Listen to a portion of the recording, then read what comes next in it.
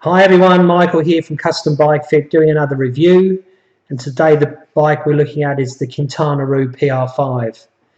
Now the PRFive, you can buy it as a frame set, and if you buy the frame set you get the frame, the forks, the seat post, the behind the seat storage and the top tube storage, or if you can buy it as a complete bike. And this is the same with all of the Quintana Roos. You can buy a frame set or you can buy a complete bike, and if you buy a complete you can specify whether you want mechanical group set or whether you want electronic, and in electronic you get Ultegra Di2 or Dura-Race Di2. The majority of the bikes that I've seen, whether it's a PR5 or a PR6, rim or disc, is Ultegra Di2. So yeah, rim brake or disc brake, it really doesn't matter. You've got complete flexibility in ordering this. And of course, with the Quintana Roos, you get the option of choosing your crank length and you get the option of choosing your stem length. So really good idea to speak or engage with a fitter, a professional bike fitter, before you buy the bike, so you can drill down on exactly what you need before placing an order. But yeah, you can also, choose your color and stuff. Anyway, I'm going to run through the bike. There are a couple of differences in the build between the rim brake and the disc brake, which I'll point out. But first of all, we talked before about behind the seat storage and top tube storage. Obviously, this comes standard with the PR5. It's the same geometry as the PR6. It's a different grade carbon, but really, to get on and ride it, you really wouldn't know. So triathlon specific geometry. Again, it has this really smart seat post where we've got a heap of adjustability, 76 degrees through to 83 degrees. We can move the clamp and we can also move the saddle on the rail. And this also, the PR5, if you buy a complete bike, ships with the ISM PS 1.0 saddle, which is their time trial saddle. So it's got a hook on the back of it, what's called a transition hook. So if you were doing a short race, you can actually hook your bike from the back of the seat, back of the saddle. And the PN 2.1, which comes on the PR6, or generally comes on the PR6, you can do the same thing there. Anyway, so I'm not going to spend too much time on the geometry of the bike because I've covered that previously with the PR6. The real difference at the front end is that rather than having a QR stem, we've got a profile design 117 stem. And again, you can choose different lengths here. But you can see we've got the forks, and then we come up, we've got the steerer tube. One of the benefits of, I guess, the PR5 is that you do have a lot of adjustability. With the PR6, the stem is effectively slammed on top of the head tube. There are no spaces. With the PR5, they'll give you a bit of steerer tube here. You'll generally find there's 20-30 mil of spaces underneath the stem, which is great if you want to raise the base bar. But of course you can take that down and you can trim it off. You can slam the stem if you want. Having a independent stem means you do have more length options. Quintana Roo only give you the 3, but a stem, a profile design stem, minus 17 degrees stem is going to cost you about $90. So it's not huge investment if you want to swap over. And oftentimes you'll find that fitters will have stems and they'll do things like I certainly do, and particularly second-hand stems. I'm always swapping them out, but finding the appropriate length stem, that's no problem at all. So we do have a lot of adjustability at the front end here. The aero bars that the PR5 come with are, again, it's profile design. They use a Wing 10A base bar, which is alloy, and then the aero bars that they use are the Sonic Ergo 35A. So again, the 35-degree extension. The good thing about this clamping system is that you can turn the pad and the extension to any angle you want. So you don't need to put a wedge in there. You don't need a tilting system because you can create that tilt as much as you want. So in that scenario, you can probably get away with these 35-degree extensions. You don't need to change them, although you can, and I have done on a number of occasions, put on, for example, 45-25s, which are the ones that kick up and throw away. So there's a lot of adjustability at the front end here. And what I would say to people is, there's a fair difference in price between the 5 and the 6. And it kind of makes sense if you're on a budget to buy the 5 to start off with. If it's if the fact of these alloy bars, that turns you off, well, you can always change those at a later date. So it's kind of, you move into the market, you get yourself a time trial bike, you buy the 5 with that alloy base bar, and then down the track, if you want to change out the whole aero bars and put a Profile Design Area Evo or Area Ultimate on, you could do that. Or you could just put on a carbon base bar and still use the clip-ons.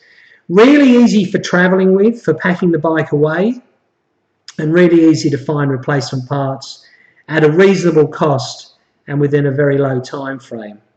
So this, again, is an awesome triathlon bike. It doesn't come standard with carbon deep dish carbon wheels. They come with the standard training wheel, a Shimano RS300 training wheels. If you're buying the rim brake model, I can't remember if it's the disc brake.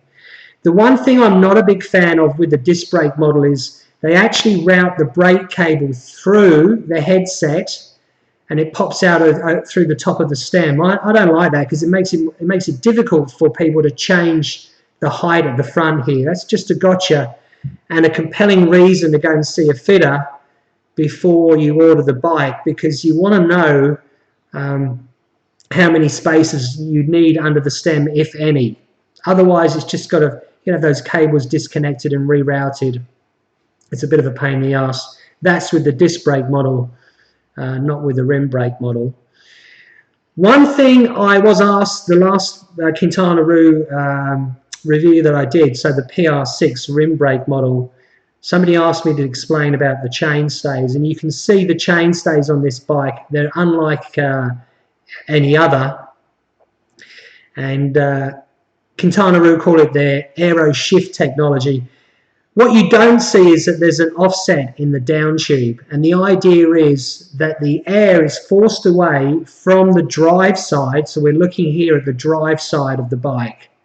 So the air that's displaced from the forks, for example, and the frame of the bike is going to be displaced away from the drive side where there's a lot of turbulence and moved across to the non-drive side of the bike, which you can see the chainstay is extremely wide and flat. It's like an aero chainstay.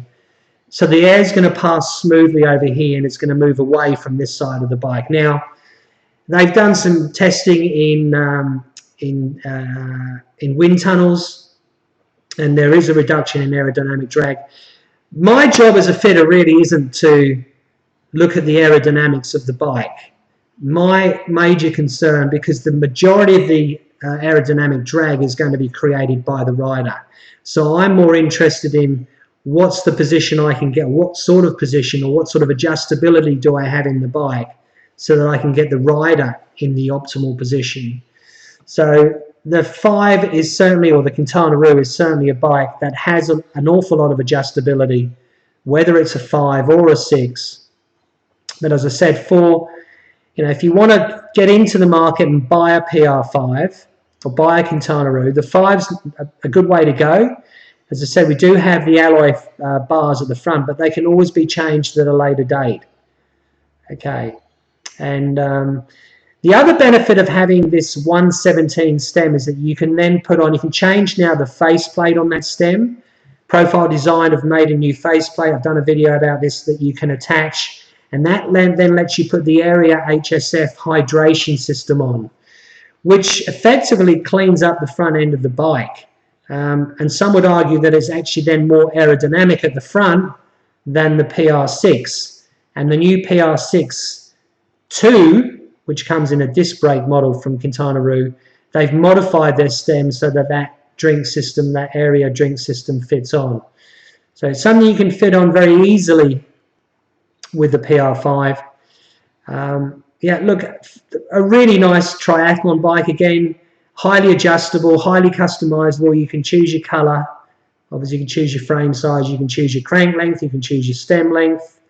And if you want to upgrade parts at a later date, and the area that I would look to is obviously the front of the bike. The functionality is already there But if you wanted to reduce the weight and improve the aesthetics, because there's no doubt about it, carbon set of bars looks better than alloy.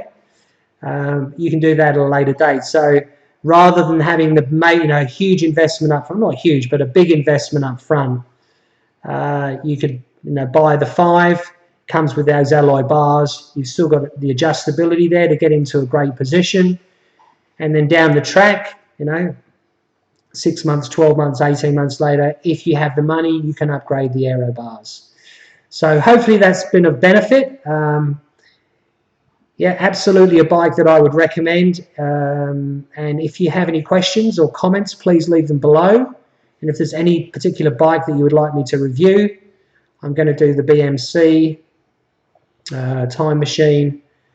I'll probably do the Shiv. I'll probably actually do the old model Shiv first, and then I might see if I can bring in someone that owns one of the new Shiv discs and get some feedback from him on that bike. Anyway, thanks for watching, and I look forward to seeing you on the next video.